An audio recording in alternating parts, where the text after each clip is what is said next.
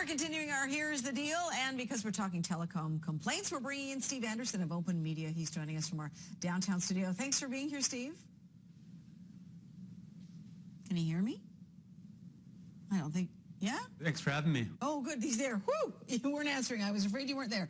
All right. I don't always want to be picking on governments, but it seems to me like the federal government is kind of stringing us along a little bit when it comes to the cellular industry. Are they pretending to be doing all sorts of things for Canadians, and yet they're only really doing a little bit? I think so. They've just been tinkering around with the rules more or less, but talking a big game. Harper just at the convention recently said that the Conservatives will lower prices and they will increase choice. Yet recently we actually saw Public Mobile, an independent cell phone company, be taken over by TELUS. So we're actually moving in the opposite direction. And certainly the report recently, just yesterday, that the complaints about cell phone service to the government agency that handles that has gone up 31% in the last year and 81% in the last 2 years. So clearly more is going to need to be done. Right. I would also think, you guys, that part of the increase in complaints is due to the increase in consumers having mobile devices. And they are capping roaming charges at $100. Yeah, there's a new plan that's coming out in December. And so that's a step forward, and I think that's where a lot of complaints are. I think the biggest complaint people have is wanting to get out of their contract. And, a 3-year contract and your phone lasts 2 years. Even my iPhone only lasts 2 years. Right. So you feel like you're sucked into another contract every time, your phone breaks, basically. You're forced into another contract. To get a deal on the phone. You can spend $600 and get yourself a brand new phone and hang on to this contract, or you can re-sign onto another 3 years and we'll give you a discount on the phone. Contracts are so offensive. You read the contracts and they just, I'm a lawyer, I'm just insulted by it. There's some things that just, all the power is given to the telecom company in the contract. So Steve, what could the government be doing about that? How do they take some of that power away from the telecoms?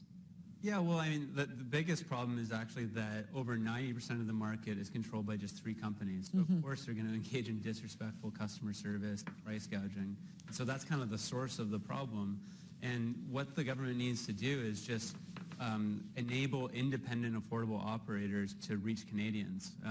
Because there are companies, like one in Toronto called Two Cows, that wants to deliver affordable cell phone service to Canadians, but they can't because the big telecom companies are basically squatting on the assets, the infrastructure they need to deliver service, and the government refuses to kind of step in and enable them to have that access. Right, and when you talk about squatting on the assets, you mean the infrastructure, and we're having another auction coming up, so technically more companies should be able to get into the market.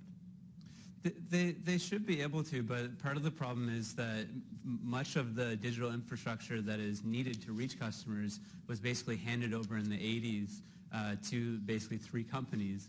And so that infrastructure needs to be made available for independent competitors, because that company in Toronto, they're delivering service in the U.S. that's really affordable, ironically, being based in Toronto, but they can't reach Canadians. And even with the auction, that's not necessarily going to fix the problem. It's kind of tinkering and could enable a little bit more independent service, but we need to, I think we need at this point bold action by the government to open up these networks so that we can have a range of independent choices. And I think that's what other countries have done, and I think Harper saying at the convention recently that he's going to create more choice and lower prices. That's only going to happen if he actually takes bold action. Okay, did anyone else sort of choke there a little bit? Bold action by the government? Yeah, I know. Well, and that Harper claims he's going to lower prices. I mean, come on. These are monopolies. It's sort of a latent price-fixing situation where they can... Hold on, though, Paul. Aren't these companies the same companies that were the ones who invested tens of millions of dollars to create that infrastructure? Oh, you fell for that ad campaign. But isn't that the truth? Like, no.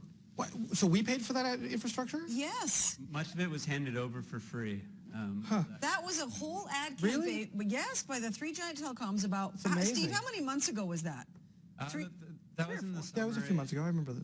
Yeah, and even, I think Canadians recognize that as a misleading ad campaign. Citizens wrote letters in their local papers, about 100 letters, complaining about that ad campaign, and even the government has said that it was a misleading ad campaign. Well, they said it was so misleading that they had to put out their own ad campaign, which is great. Thanks, spend my taxpayers' dollars to, right the wrongs in this ad campaign. There's another ad, though, the federal government has out right now, and we've got a little bit of it for you to have a listen to. Let's play that ad. There's been a lot of talk about wireless competition in Canada. Fact is, our largest wireless companies hold over 85% of the airwaves. And Canadians pay some of the highest. So see, there they are, fighting back. Now our taxpayer dollar again, paying to dispel the myth that the giant three. And you knew when those three companies, Bell, Telus, and Rogers, got together. Yeah, right. It's real easy for them to get together. They got each other on speed dial. They had to feel extremely threatened. What are you charging this for roaming fees right now?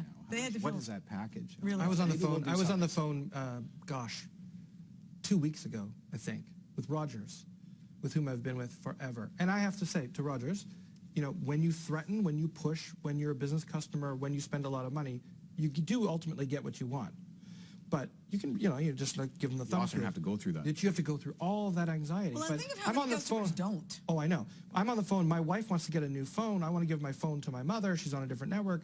We're still with Rogers. I'm like, can we please unlock this phone? That's $50. And the guy on the phone says, you can do it for $2, right? It's the same thing. Like, you're kidding. No. I'm not kidding. That whole roaming charge thing. I got dinged once, forgot to turn off the international data, come back from Mexico with an extra $600 bill. You're like, are you kidding me? And I'm one of the lucky ones. People have come back from Europe and Egypt, $25,000. And when you can finagle and wrangle down and have them cut that bill in half, they're not actually paying for anything with that money. No. It's opportunistic. It's upsetting that the squeaky wheel can get it reduced, too. I mean, it's not upsetting for the squeaky wheel. I'm the squeaky wheel lots of times, too, and I'm very happy that I get it reduced. But really, what is it saying? It's saying that this is sort of an arbitrary cost that they can just levy against you whenever the hell they want. Well, it was the same with long-distance charges for years and years, how it would cost you one price to call Vancouver, another price to call Toronto, when none of it was costing them any money anyway. It's just the same thing in a different... Well, it's a profit deal. They're in it for the money. Yeah. But, I mean, these are basically... I mean, you wonder if the Competition Bureau has ever really been attuned to this, but it's three big companies that can sort of do latent price fixing, and that's what they do. All righty, Steve Anderson, Paul Doroshenko, Mark Bussey, Lee Check said, thanks for dropping by. Nice to chat with y'all. Thanks for having me.